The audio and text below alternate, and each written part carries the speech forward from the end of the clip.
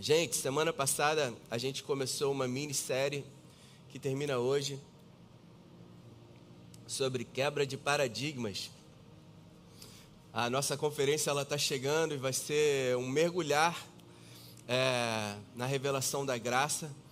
E a revelação da graça ainda é muito questionada e muitas pessoas ainda têm muita dificuldade de receber a revelação da graça por conta de muitos paradigmas que entraram nas nossas mentes, de ensinamentos da palavra que foram baseados em opiniões humanas, ensinamentos e doutrinas da palavra que foram baseados em versículos destacados, sem entender um pleno contexto do que estava sendo ensinado ali.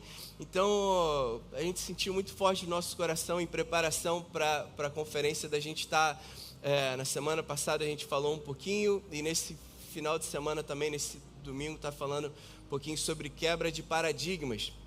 O primeiro paradigma que a gente falou na semana passada foi sobre perdão pleno de pecados. Se a gente não tem a plena noção de que os nossos pecados, passados, presentes e futuros, foram plenamente perdoados na cruz de Jesus, a gente não consegue viver a vida que Deus tem pra gente. A gente não consegue se relacionar com Deus em plenitude, porque a gente sempre pensa que a gente está sempre em dívida. Se você não esteve aqui na semana passada, eu te convido a assistir essa palavra no YouTube, no nosso canal, tá lá para você catch up e pegar um pouquinho do que a gente falou na semana passada. A gente dedicou um bom tempo na semana passada falando sobre isso, sobre perdão pleno dos pecados. E a gente finalizou falando, caramba, será que se o crente souber que os pecados deles foram plenamente perdoados, será que isso não leva o povo a pecar mais? E a gente viu na palavra em Romanos 7, 8 e 1 Coríntios 15, 56, que Paulo fala que, na verdade, a força do pecado é a lei. São leis, regras e mandamentos que, na verdade, aguçaram. Paulo fala que aguçou nele a cobiça. Então, a lei, as leis, regras e mandamentos, na verdade, o que ela faz em nós é destacar ainda mais o desejo da nossa carne. Por outro lado, a palavra fala também em Tito 2, 11 e 12, que a graça, por outro lado, nos ensina a renunciar à impiedade e às paixões mundanas e a viver de maneira sensata, justa e piedosa nessa era presente. Então, se você quiser se aprofundar mais sobre isso, eu te convido a assistir a palavra da semana passada. E hoje a gente vai falar sobre outros 4 paradigmas, quebra de outros 4 paradigmas. E o intuito dessa quebra de paradigmas é retirar, gente, da nossa mente, dos nossos corações, todo e qualquer medo que, às vezes, doutrinas foram plantadas no nosso interior e que tem gerado medo, tem nos afastado de viver uma vida sincera com o nosso Deus. Então esse é o intuito. Qual é o intuito dessa quebra de paradigmas? É quebrar toda a barreira que está nos impedindo de viver a plenitude de vida que Jesus tem para nós e um relacionamento pleno e íntimo com o nosso Pai, um relacionamento genuíno e verdadeiro, onde nós nos tornamos crentes maduros, plenos e conscientes de tudo aquilo que ainda precisa mudar na nossa vida, plenamente conscientes de que as coisas que ainda precisam mudar na nossa vida, elas vão mudar pelo poder de Deus que atua em nós. Amém? Somos plenamente dependentes do poder de Deus, da graça de Deus, do favor de Deus sobre as nossas vidas. E se não for a obra dele no nosso interior, estaríamos lascados. Amém? Então a gente vai falar hoje o segundo paradigma que estaremos quebrando agora sobre a perda de salvação, gente.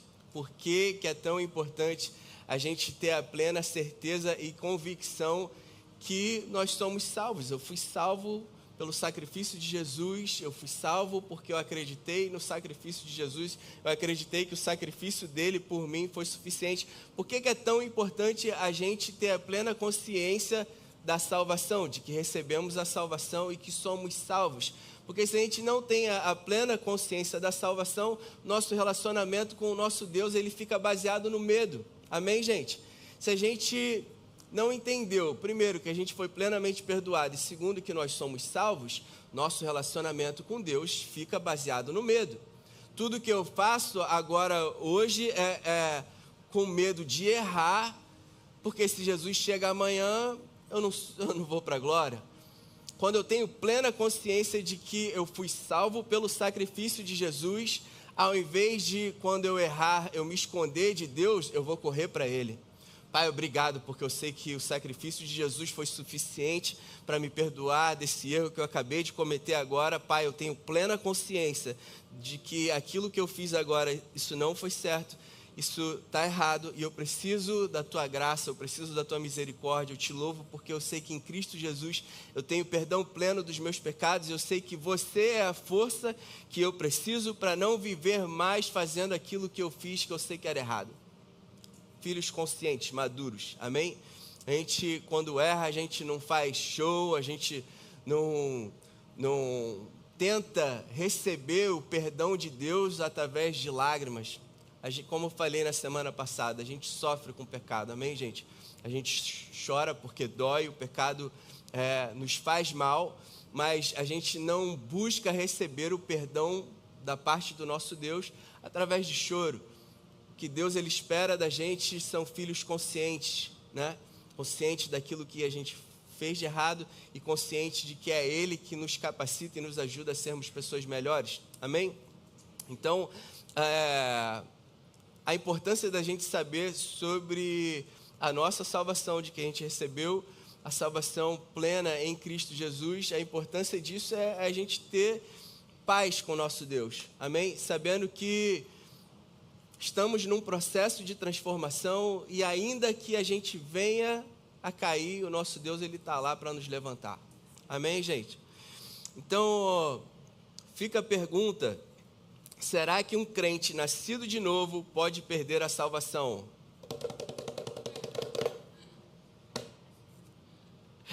Algumas bases da fé cristã que falam sobre salvação. João 3,16. Rebeca falou hoje no louvor. Porque Deus tanto amou o mundo que deu seu Filho unigênito para todo aquele que nele crer não pereça, mas tenha vida eterna. Pois Deus enviou o seu Filho ao mundo não para condenar o mundo. Então olha só, gente, o propósito de Deus não é condenar o mundo, amém? A palavra está deixando claro aqui, Deus ele não enviou Jesus para vir aqui morrer por alguns e para condenar outros. Não, a vontade de Deus não é condenar o mundo, não para condenar o mundo, mas para que este fosse salvo por meio dele. Versículo 18, muito importante. Quem nele crê não é condenado. Quem crê aqui em Jesus? Grande maioria, glória a Deus. Quem é que crê em Jesus? Porra, boa. Glória a Deus. Se você crê em Jesus, você não é condenado, amém? Não estou inventando, não estou falando coisa para te fazer feliz. É o que a palavra está falando, isso foi algo que Deus determinou em Cristo Jesus. Se você crê nele, você não vai ser condenado. E a palavra continua falando, mas quem não crê já está condenado. Então, qual é a questão? São atitudes, são ações, é um bom desempenho, um mau desempenho. Se eu estou indo bem, eu tenho salvação. Se eu estou indo mal, eu perco a salvação, é isso? É com base naquilo que a gente crê. Se você crê que Jesus é o teu Salvador, Ele é o teu Senhor, que Ele morreu pelos teus pecados, que você tinha uma dívida com Deus e que Jesus Ele pagou essa dívida por você, você está salvo. Se você não crê nisso, você está condenado. Glória a Deus, todo mundo levantou a mão. Sinto paz no meu coração. Glória a Deus por isso. Romanos 10:9 fala: se você confessar com sua boca que Jesus é o Senhor e crer no seu coração que Deus o ressuscitou dentre os mortos, será salvo. O que te custa para ser salvo? Cara, confessar com a tua boca: Jesus é o meu Senhor, Ele é o meu Salvador, foi Ele que me salvou, Ele é o Senhor da minha vida, Jesus é minha vida, amém? Eu declaro isso, eu creio nisso no meu coração. Se você declarou, se você crê no teu coração que Ele é o teu Senhor, Ele é o teu Salvador, você está salvo. Efésios 2:8 e 9 fala: pois vocês são salvos, A palavra não fala, vocês estão salvos, porque talvez amanhã você não esteja. Amém? Vocês são salvos. Cara, o entendimento da palavra, cara, exige um princípio básico de interpretação de texto, tá, gente? Muitas coisas que a gente vai entendendo da palavra é por interpretação de texto, do que está sendo dito ali. A palavra está falando que vocês são salvos. Ser é existência, o ser humano. Você é um ser humano. Amém? E não tem como você mudar isso. Tem gente que acha que é cachorro hoje em dia, né, gente? O mundo está tão doido, tem gente que acha que é cachorro, tem gente que acha que é gatinho. Mas mesmo a pessoa achando que é um cachorro, achando que é um gatinho, ela não vai se tornar um cachorro, nem vai se tornar um gatinho, porque a essência dela é humana. Amém? E o que Paulo está declarando aqui é que nós somos salvos pela graça. Amém? E o ser não tem como mudar. Uma vez que você se torna algo, não tem como você mudar. O que Paulo está falando é: vocês são salvos pela graça, favor imerecido. Vocês não mereciam isso. E como que a gente recebeu essa salvação pela graça? Por meio da fé. Isso não vem da gente, isso é um dom de Deus. E ele continua: não é por obra para que ninguém se glorie. Amém, gente? Então a gente não foi salvo por boas obras, nós fomos salvos pela graciosa graça do nosso Deus manifestada em Cristo Jesus. Amém? E a gente recebeu essa salvação, como a gente viu nos versículos anteriores, foi mediante a fé. A gente recebeu essa salvação pela fé. Romanos 3, 23 e 24 fala: pois todos pecaram e estão destituídos da glória de Deus, sendo justificados por um alto preço. Tem que pagar um grande preço, é isso que está falando? Sendo justificados gratuitamente por sua graça, por meio da redenção que há em Cristo Jesus. A salvação é gratuita. Posso ouvir um amém por isso? Gratuita para a gente, para Deus custou um alto preço, amém, gente? Ele deu o Filho dele por amor a nós, a maior expressão de amor da história da humanidade. Deus enviando seu Filho para morrer no nosso lugar. Para Ele custou um alto preço. Para nós isso foi gratuito. Amém? Não estou inventando, é a palavra que está dizendo. Romanos 11, 5 e 6 diz o seguinte: assim, hoje também há um remanescente escolhido pela graça de Deus. E se é pela graça, gente, já não é mais pelas obras. Então, olha só, se nós fomos salvos pela graça, a permanência dessa salvação na nossa vida, ela não é mais por obras. Se é pela graça, já não é mais pelas obras. Se fosse a graça, já não seria mais graça. Já não seria mais favor imerecido, seria favor merecido. Amém? Então, se o crente acha que a salvação dele, se o crente acha que o poder de ser salvo está nas tuas mãos, de acordo com o teu desempenho, então não é mais graça, é dívida. Porque tu está indo muito bem, então Deus está te devendo salvação. É um direito teu. E a gente vai ver na palavra hoje pessoas reivindicando esse direito de acordo com as suas obras. E a gente vai ver o que Jesus fala sobre isso. Amém? Isso é muito sério. Ter a plena certeza e convicção de que somos salvos pela graça de Deus, não pelas nossas obras. Amém? Se fosse por obras, a graça não seria graça. Gálatas 2:21 fala: não anulo a graça de Deus, pois se a justiça vem pela lei, quando a palavra está falando de lei aqui, está falando da lei as leis do Antigo Testamento, da Antiga Aliança. A lei, ela é composta pelos 10 mandamentos entregues por Deus a Moisés. Desses 10 mandamentos surgiram outros 603 mandamentos, onde te diz o que você tem que fazer, o que você não pode fazer. E na Antiga Aliança, esse relacionamento do povo judeu com Deus era totalmente baseado em desempenho. Então é isso que Paulo está falando aqui: eu não anulo a graça de Deus, pois se a justiça vem pelo desempenho da obediência da lei, Cristo morreu inutilmente. Se era só obedecer à lei, por que Cristo teria vindo então? É o que Paulo está falando. Para que Cristo ia vir e morrer por nós se era só obedecer a lei, cara? Era só obedecer e tá tranquilo, já ser salvo. Mas não, é impossível um homem imperfeito cumprir leis perfeitas. Amém, gente? Por isso que nós somos plenamente dependentes da graça de Deus. Se não fosse pela graça de Deus, nosso destino seria a morte eterna. Amém? Não houve nem nunca vai haver na face da terra homem perfeito o suficiente que pudesse cumprir toda a perfeita lei de Deus sendo imperfeito.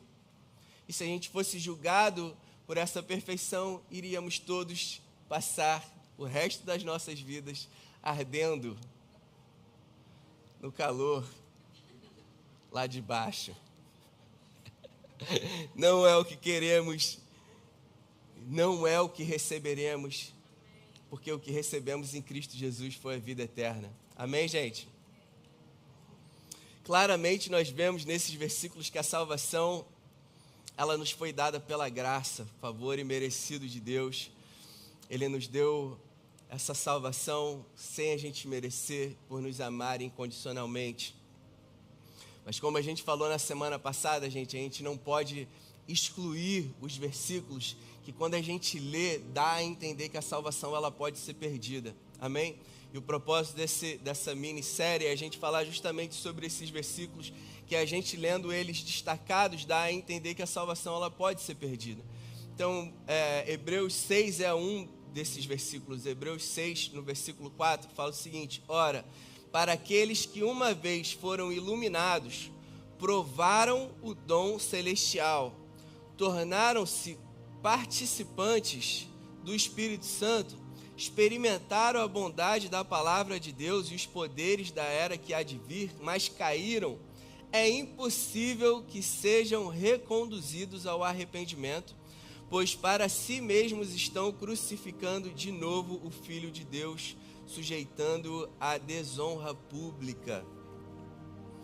Olhando assim, falando sobre queda, pessoas que ouviram, foram iluminados, participaram do poder do Espírito Santo, tiveram ali comunhão no meio dos santos, viveram a vida ali dentro da igreja, essas pessoas que experienciaram o poder de Deus, mas caíram, olhando esse versículo, com ele destacado, sem a gente entender todo o contexto, dá a entender que são pessoas que eram da igreja que caíram, e a gente tende a acreditar que esse cair é cair do pecado, cair no pecado, é cometer algum pecado, falharam, e a palavra, olhando o versículo destacado, parece até que, caramba, por esse versículo parece que dá para perder a salvação, né? Não é verdade? A gente já foi confrontado às vezes com esse versículo, pessoas falando: tu fala que a salvação, ninguém pode perder a salvação, mas olha esse versículo aqui. E é o que a gente falou na semana passada, amém? A gente não pode escolher uns versículos, eu não posso escolher Efésios 2, 8 e 9 como a base da minha vida e ignorar o que esse versículo está falando. Só que a gente vê na cruz de Jesus a obra plena do sacrifício dele por nós. Quando a gente lê isso daqui, a gente precisa entender todo o contexto para a gente ter o pleno entendimento do que está sendo dito, amém? Na semana passada a gente falou que essa carta aos Hebreus, ela foi escrita por um povo judeu que estava se convertendo ao cristianismo, mas ainda estavam sendo grandemente perseguidos pelos judaizantes, fazendo com que eles voltassem à antiga aliança, falando: olha só, não é só isso não, esse ensinamento que você está recebendo é errado, você ainda tem que guardar a lei de Moisés, você tem que voltar atrás, você tem que voltar ao sistema dos sacrifícios. Em outras palavras, falando que o sacrifício de Jesus não era suficiente para cobrir os pecados deles. Então o que Paulo está falando aqui é que, gente, olha só, uma vez que vocês estiveram na igreja do Senhor Jesus, experimentaram do poder do Espírito Santo, experimentaram da graça do Senhor Jesus, viram que ele se manifesta pelo poder da graça dele, pela misericórdia dele, e ainda assim vocês retrocederem, é como se vocês estivessem levando ao sacrifício de Jesus a vexame público. Ele fala: estão crucificando de novo o Filho de Deus. E retroceder aqui não significa pequei novamente, eu passei por uma crise de fé, ou me afastei da igreja, ou estou lutando contra o pecado. O problema é muito mais radical que eles estavam vivendo. É alguém que conheceu a mensagem de Cristo e abandonou a mensagem de Cristo como o fundamento e esperança da sua salvação. Eles retornaram ao sistema de sacrifícios que foi dito inúmeras vezes que era impossível de salvar eternamente um homem. Era isso que Paulo estava falando. Por isso o escritor fala no versículo 6 que eles estariam crucificando de novo o Filho de Deus. E por que ele fala isso? Porque abandonar Cristo e voltar aos antigos sistemas de sacrifício, na prática, é declarar que o sacrifício de Jesus não é suficiente. Eu preciso de outro sacrifício. E o argumento inteiro de Hebreus é exatamente o contrário.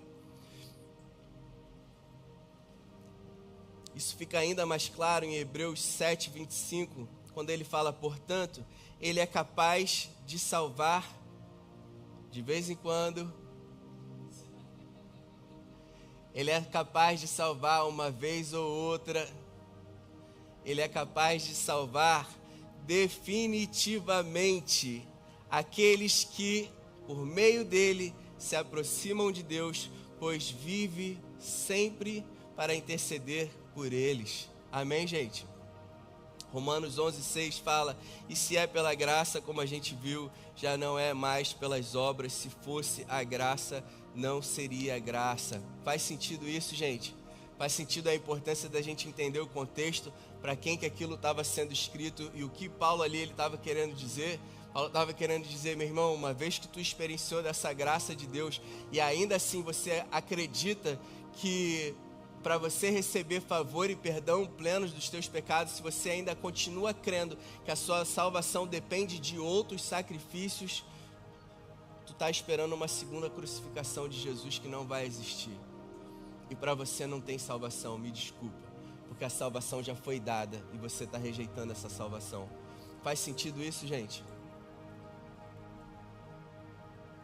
Outro texto que traz muita dúvida está em 1 Coríntios 6, 1 Coríntios 6-11, fala o seguinte, e não sabeis que os injustos não herdarão, repete comigo, injustos, não herdarão, boa, injustos, né, Rafa?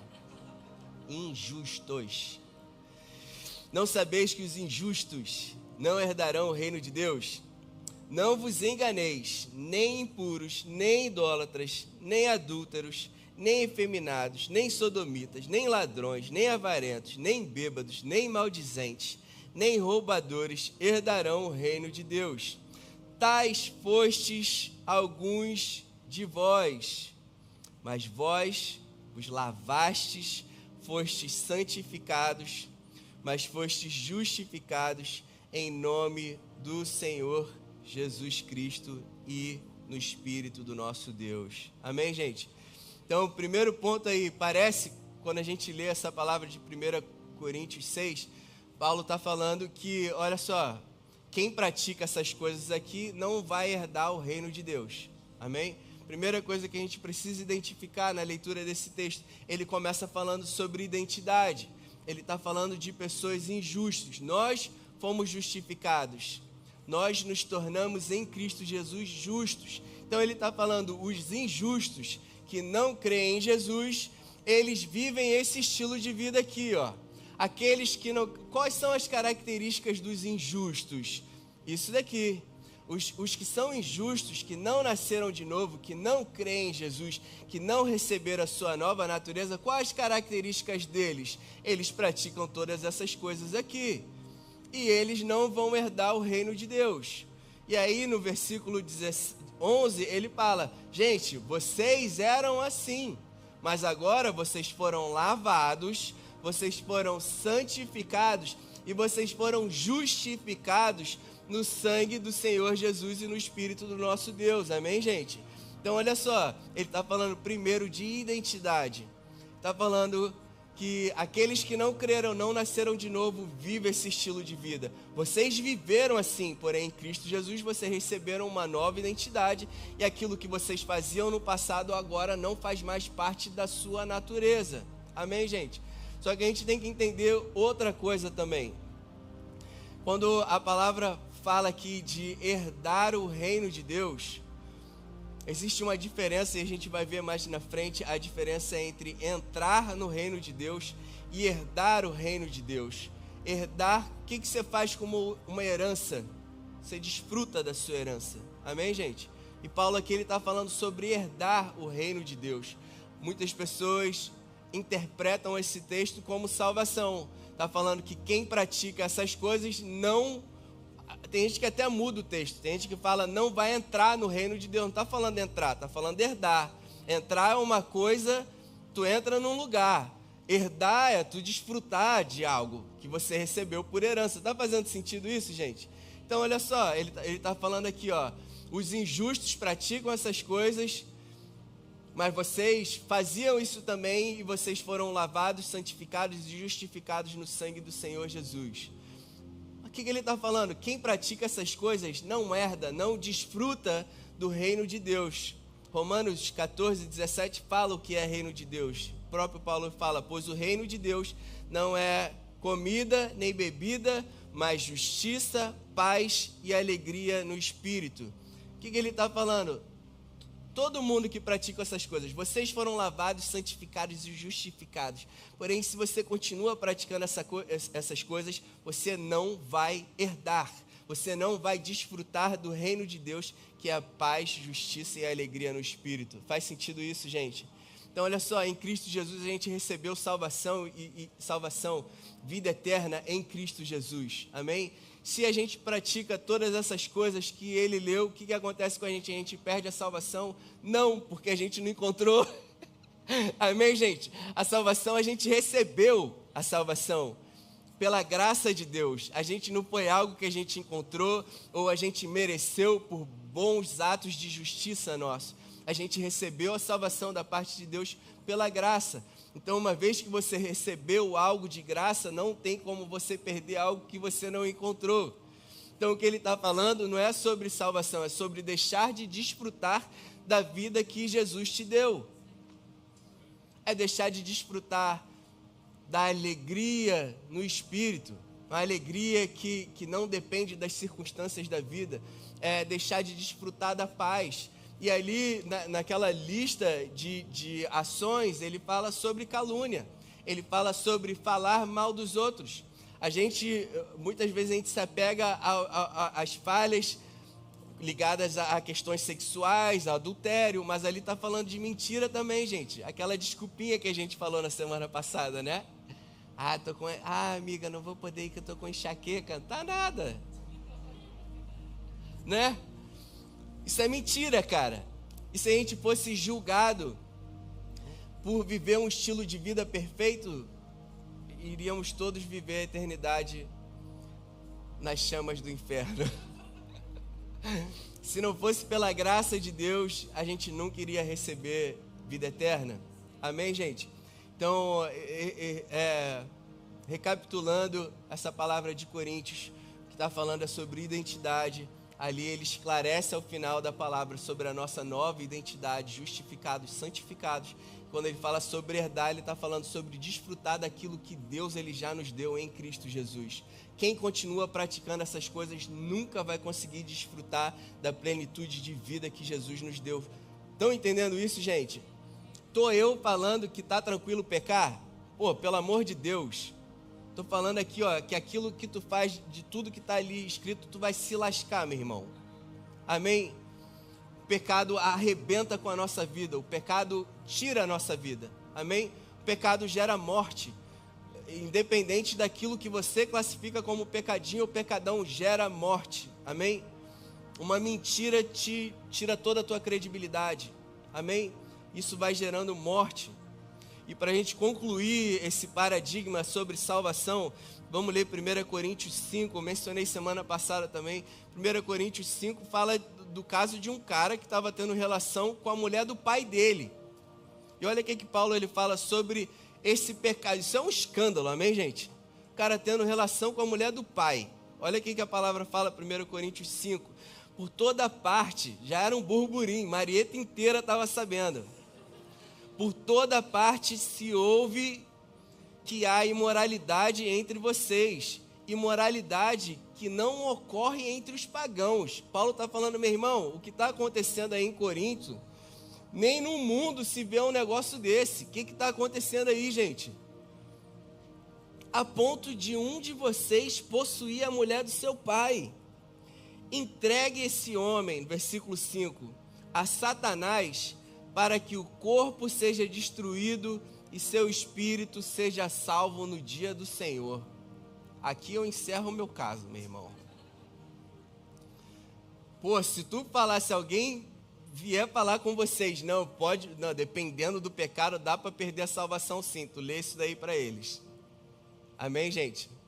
Aqui é a maior prova da salvação pela graça de Deus. Amém? Uma pessoa que acreditava no Senhor Jesus, mas era imaturo, gente. Isso aqui demonstra se crê ou não. Isso daqui demonstra imaturidade. Não entendeu que em Cristo a gente recebeu uma vida plena para a gente viver de forma reta. Amém? São pessoas imaturas que se maravilharam com a graça de Deus e ao invés de desfrutar da vida plena que Jesus tem para a gente, se entregam às paixões da carne. Porque ainda não entenderam que morreram para essas paixões e receberam uma nova vida em Cristo Jesus. Faz sentido isso, gente? Terceiro ponto, terceiro paradigma, sobre dar frutos. Tem um versículo que fala que se não der fruto, tu é cortado. Eu falei na semana passada, né, um amigo meu, mega maconheiro, era o meu parceiro de maconha, quando eu era maconheiro. Para quem não sabia, gente, eu fui liberto, glória a Deus por isso. Mas minha vida, minha infância era fumando maconha. Enquanto pessoas jogavam videogame, eu estava fumando maconha, com meu camarada Marquinho. E o Marquinho, depois que eu me converti, depois de anos convertido, o Marquinho me liga desesperado, em depressão, no fundo do poço. Falei, meu irmão, Jesus é a nossa fonte de vida, mano. Tu já provou de tudo nessa vida, cara. Prova Jesus, experimenta Jesus, deixa Ele fazer parte da tua vida. Ele se converteu, foi uma conversão linda. E ele passou a viver a vida dele com Jesus. E ele morava longe da Nova da Barra. E eu fui com ele numa igrejinha local. E ele estava lá fiel, frequentando a igrejinha. E um dia ele me liga aos prantos, desesperado, falando, pelo amor de Deus, me diz que Jesus não volta amanhã, irmão. Porque eu acabei de voltar da igreja, o pastor falou que aquele que não dá fruto vai ser lançado no fogo, eu não estou fazendo nada. Falei, meu irmão, calma, segura a onda, tá tudo bem. E é sobre isso que a gente vai falar agora. Qual a importância da gente entender sobre isso? A importância para a gente frutificar a partir da gratidão e não a partir do medo. Amém? A gente não frutifica, a gente não flui naquilo que Jesus ele nos chamou para ser a partir do medo. Se eu não frutificar, eu vou ser lançado no fogo. Não. A gente vai esclarecer sobre isso. A gente quer esclarecer sobre isso para que o nosso servir e o nosso frutificar venha a partir do sentimento de gratidão. Amém? Pela vida que Jesus ele tem nos dado. Então esse versículo que causa um pouco de dúvida, está lá em João 15:1, fala, eu sou a videira verdadeira e o meu pai é o agricultor. Todo ramo que, estando em mim, repete comigo, estando em mim, não dá fruto, ele corta. Foi aí que o Marquinho desesperou. E todo que dá fruto, ele poda, para que dê mais fruto ainda. Versículo 3, vocês já estão limpos pela palavra que tenho falado.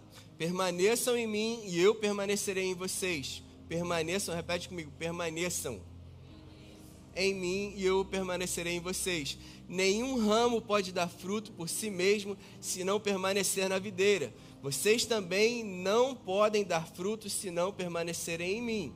Eu sou a videira, vocês são os ramos. Se alguém permanece em mim e eu nele, esse dará muito fruto. pois sem mim vocês não podem fazer coisa alguma.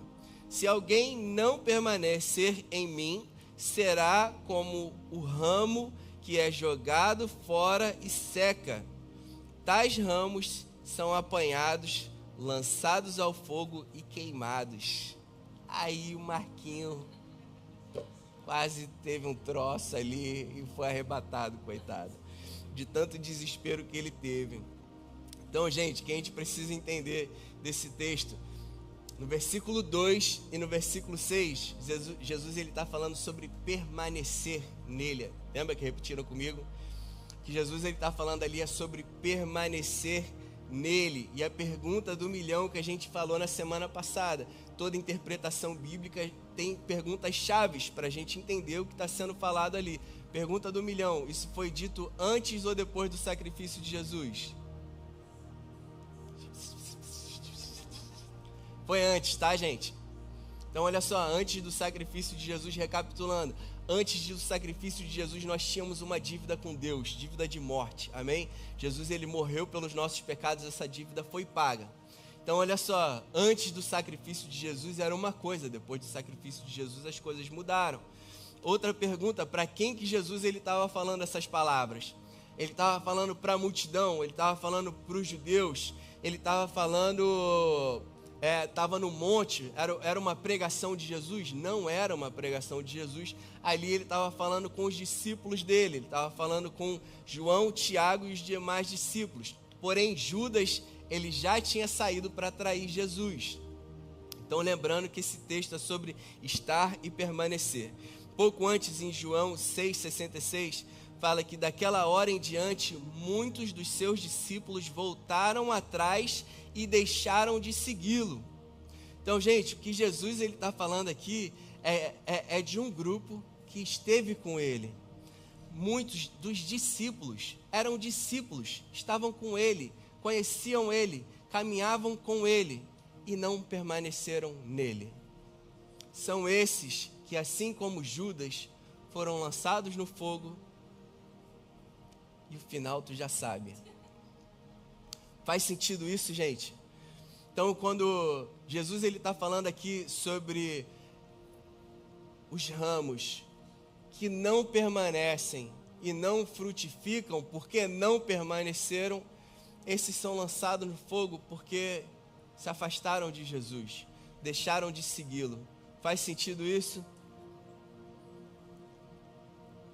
Essa galera era discípulo, estavam com Jesus, mas não permaneceram nele. João 13, 27 fala: tão logo Judas comeu o pão, Satanás entrou nele. No versículo 13 e 30 fala que assim que ele comeu o pão, ele saiu. Esse é o ramo que esteve em Jesus e deixou Jesus. Deixou de estar com ele, deixou de permanecer nele. Faz sentido isso, gente? A questão está no permanecer nele. Aquele que não permanece em mim não gera fruto nenhum. Amém? E esse que não permanece em Jesus é abrir mão da vida que Jesus ele nos deu. Amém, gente? É sobre abrir mão da vida que Jesus nos deu. Tu quer abrir mão da vida que Jesus te deu? Você quer? Não? Então tu não vai nunca ser lançado no fogo, meu irmão. Posso ouvir um glória a Deus por isso? Aleluia. Então João 15 foi antes da morte e da ressurreição de Jesus. E ele estava falando de pessoas como Judas, que chegaram a ser seus discípulos, mas não permaneceram nele.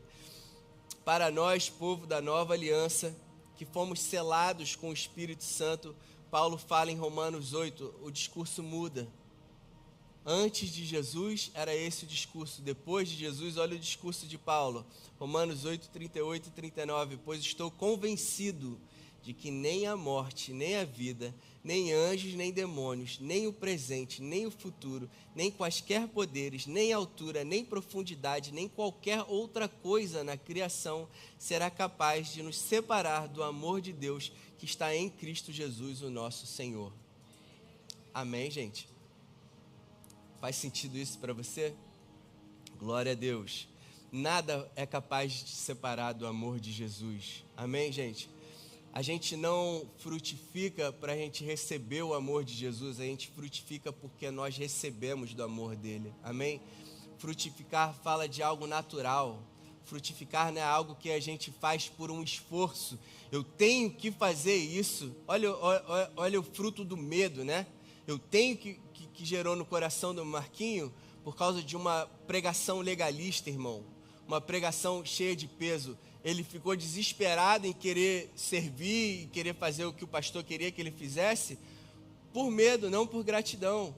Sem entender que, como Paulo fala, meu irmão, não tem nada que é capaz de te tirar do amor de Deus em Cristo Jesus. Por causa desse amor que a gente recebeu de Deus em Cristo Jesus, é que nós frutificamos, é que nós servimos uns aos outros, num sentimento de gratidão a Ele. Amém, gente? Glória a Deus. Outro versículo que causa terror sobre frutos é Mateus 7, 21 e 23. Mateus 7, 21, ele fala: nem todo aquele que me disser Senhor, Senhor, entrará no reino dos céus, mas apenas aquele que faz a vontade do meu Pai que está nos céus. Muitos me dirão naquele dia: Senhor, Senhor, não profetizamos em teu nome não expulsamos demônios, não realizamos muitos milagres. Olha como eles foram para Jesus, gente. Ali, se depararam com Jesus e eles falaram: Senhor, mas Senhor, a gente profetizou no teu nome, a gente expulsou demônios no teu nome, a gente fez muitos milagres no teu nome. Então lhes direi claramente: nunca te conheci. Essa é braba, né? Afaste-se de mim, vocês que praticam o mal. Meu Deus, forte demais essa palavra, né, gente? Muito forte essa palavra. Essa palavra, quando eu não tinha o entendimento pleno da salvação pela graça de Deus, eu ficava pensando: caramba, será que no dia do julgamento eu vou ser esse que... Senhor, fiz tudo por você, pelo amor de Deus, lembra de mim, lembra daquilo que eu fiz por você. Pô, me salva por tudo aquilo que eu fiz. Eu já contei uma história para vocês que eu estava no Rio de Janeiro dormindo, caiu um toró daqueles que alaga o Rio de Janeiro inteiro, e era uma trovoada enorme que eu acordei de um pulo, de um susto, de um trovão. E na hora eu achei que era Jesus voltando. Eu chapei de joelho no chão, falei: Senhor, se lembra das minhas obras. Na hora me veio o sentimento de constrangimento, gente. Falei: o que eu estou falando, meu irmão? O que eu estou falando?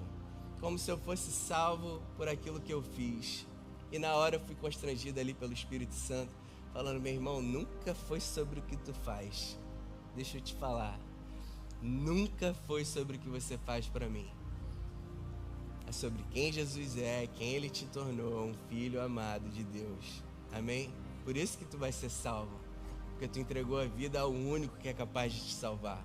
Amém, gente? Então, esses caras foram para Jesus falando: Senhor, a gente profetizou no teu nome, lembra? Pô, não lembra que a gente expulsou demônios no teu nome? Não se lembra que nós realizamos muitos milagres no teu nome?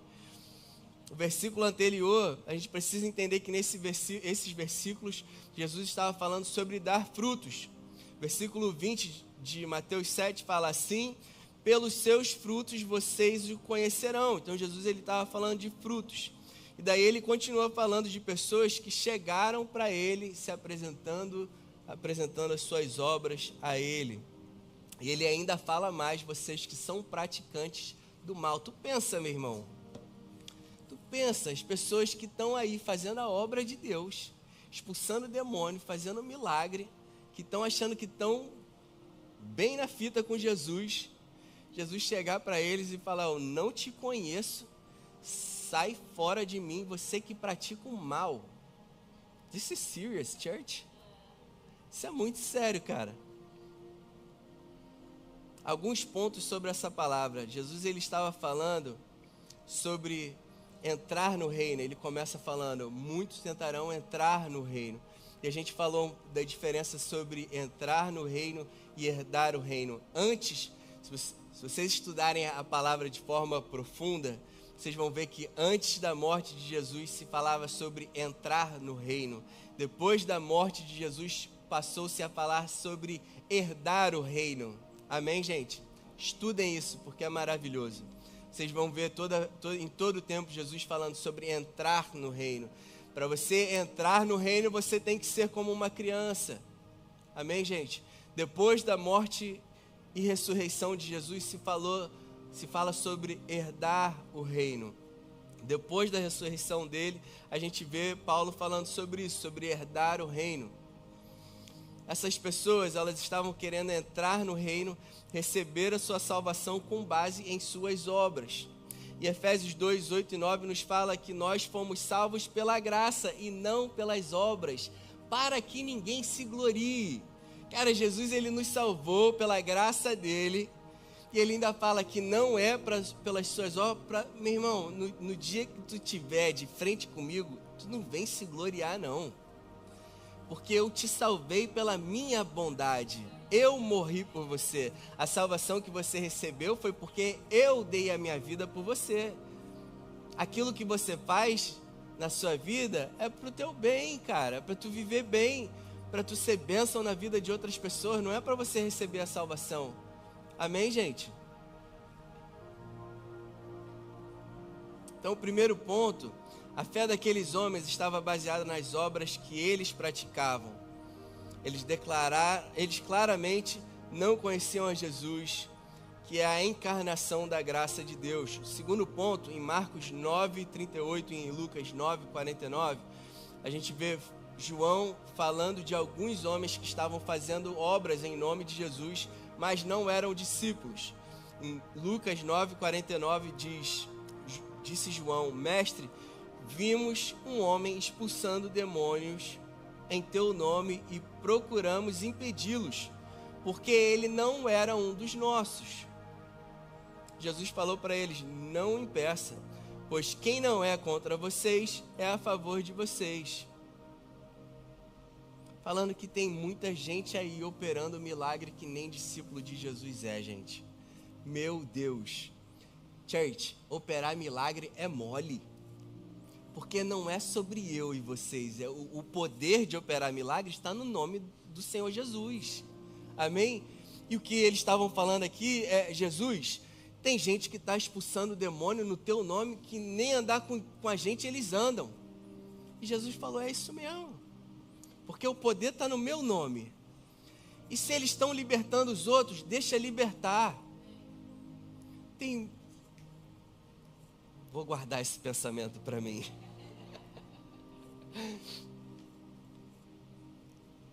João 13, 34 fala: um novo mandamento lhes dou, amem-se uns aos outros, como eu os amei.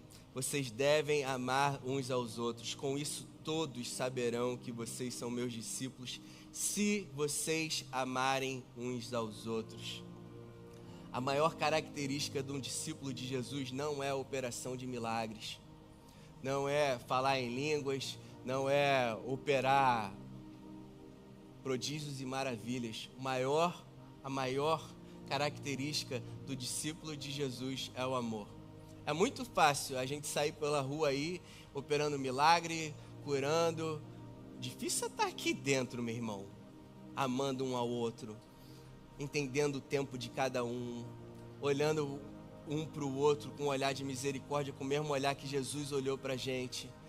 Entender que a gente merecia a morte eterna, recebemos perdão pleno dos nossos pecados. Perdoar 70 vezes 7. Isso é o genuíno amor de Jesus. Essa é a característica do genuíno discípulo de Jesus. Amém, gente? Glória a Deus. Quarto ponto, quarto paradigma sobre santidade. Porque é tão importante a gente saber sobre o tema santidade. Porque entendemos que essa é uma obra de Deus no nosso interior. A santidade não é sobre deixar de fazer aquilo ou aquilo outro. Santidade é sobre sermos separados para Deus e ter uma vida que manifesta Jesus aqui na terra. Esse é o ponto principal. E nós precisamos entender que existem dois tipos de santidade. Santidade posicional, uma santidade que a gente recebeu do Senhor Jesus, e uma santidade prática, que são os resultados da santidade que a gente recebeu nele. O texto que gera dúvida sobre essa santidade que a gente recebeu e sobre atitudes que a gente tem que ter para nos tornarmos santos. Hebreus 12:14 fala: esforcem-se para viver em paz com todos e serem santos. Sem santidade ninguém verá a Deus. A gente lê esse versículo fora do contexto, ele faz a gente entender que a gente precisa alcançar um certo nível de santidade para a gente ver a Deus.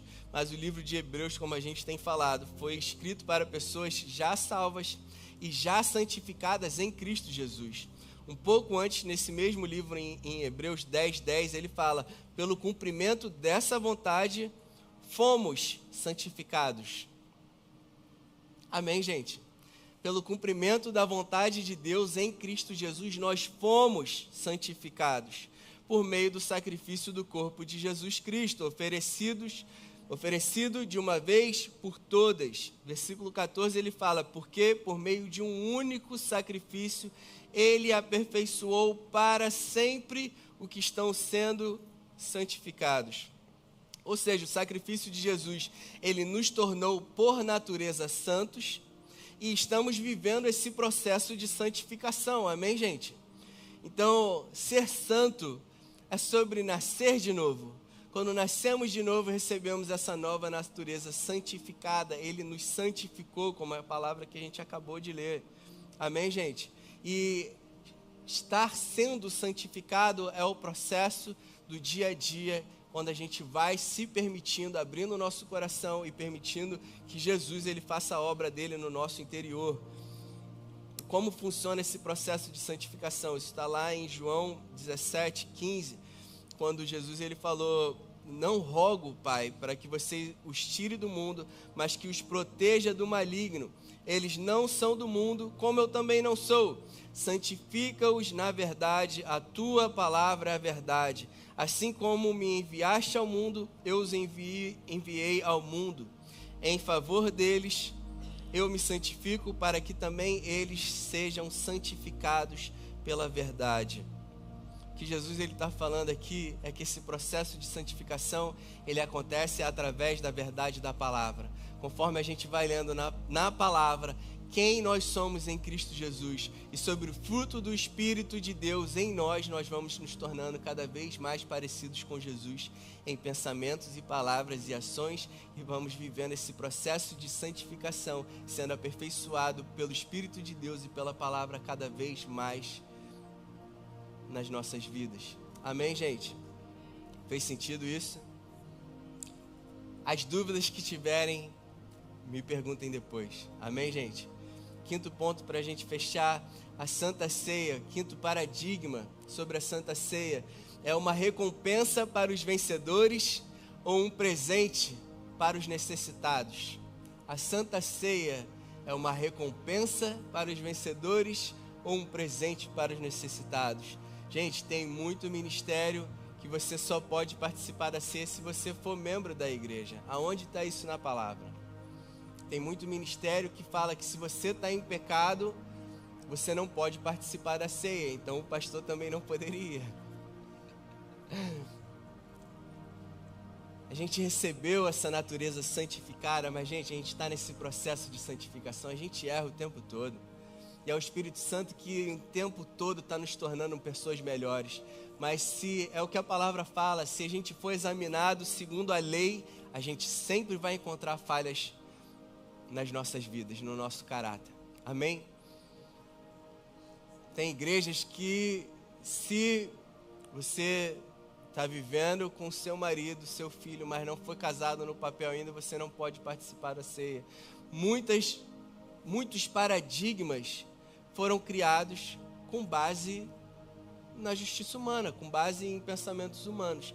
E um dos versículos mais usados que foi base desses paradigmas é 1 Coríntios 11, 27, que fala: portanto, todo aquele que comer do pão ou beber do cálice do Senhor indignamente será culpado de pecar contra o corpo e o sangue do Senhor. Então aqui ele está falando sobre comer o pão e beber do sangue indignamente. Se você faz isso indignamente. Então olha só, ele não está falando, você que está em pecado, que come do pão e bebe do sangue, você está pecando contra o Senhor. Não, ele está falando você que come e bebe indignamente.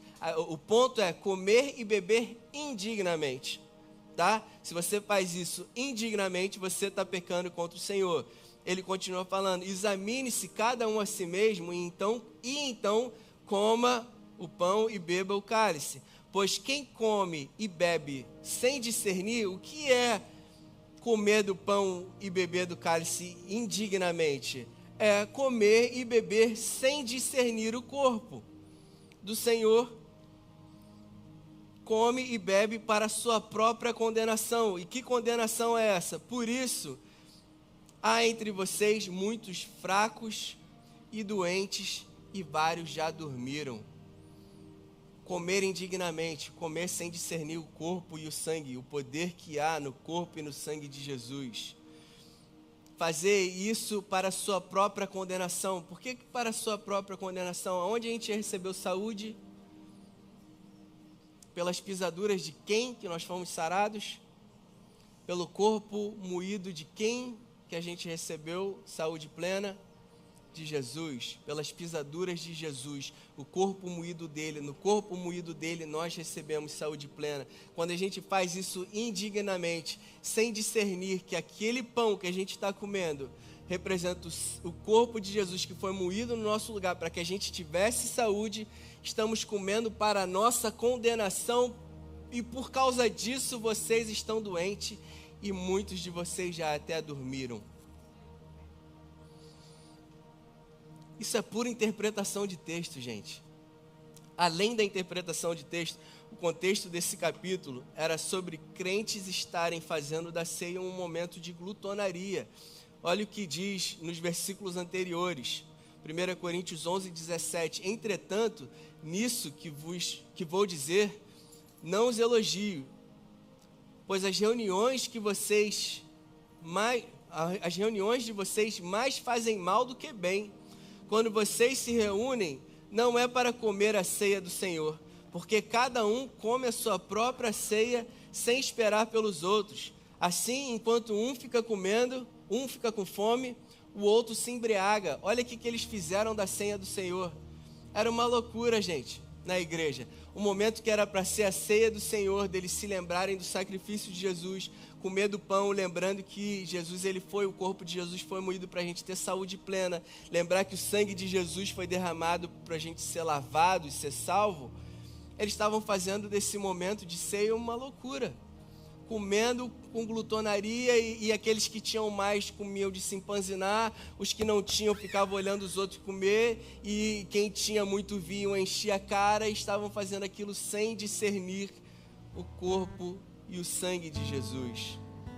E o discernimento da ceia, ele está em João 6,51, que fala, Jesus falando: eu sou o pão vivo que desceu do céu. Se alguém comer desse pão, viverá para sempre. Este pão é a minha carne, que eu darei pela vida do mundo. Jesus lhes disse: eu lhes digo a verdade, se vocês não comerem a carne do Filho do Homem e não beberem do seu sangue, não terão vida em si mesmo. Meu Deus, gente, sabe o peso que cai sobre a vida de um pastor que te impede de comer do pão e beber do vinho? Meu Deus.